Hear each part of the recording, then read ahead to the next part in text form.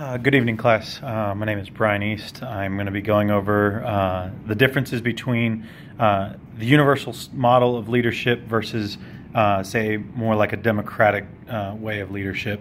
Now, for the universal model of leadership, it's broken down into a couple of quadrants. Now, the top half of this is going to be on the creative side. The bottom half will be on the reactive side. Then with that, you have one half of that being your people and the other half being task related.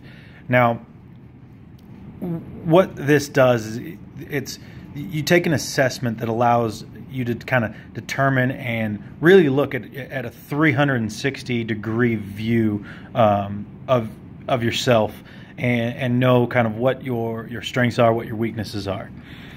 If you are more of a creative leader, you're going to be much more likely to come up with ways creatively to get your team or your members or peers even to bring out the best in themselves. Whereas if you are more of a reactive leader, you're more likely to look at how it makes your employees feel, whether you're being liked by them or accepted by those employees or peers. Both can be very, very strong ways of getting a task complete, but they can also hinder a leader if they don't know how to utilize those or know how to deal with them. Now, going into the people versus the task-oriented side, if an employee is or a leader is more towards the people side, they're going to be there more to ensure that the different employees and peers are strong themselves and know how to empower themselves and be able to look up the ways of getting something done, whereas a leader that is more geared towards the task side is going to be more towards getting the task complete and doing it at the best possible way. Now, this differs because this here can be used in a multifaceted, hence the name universal leadership,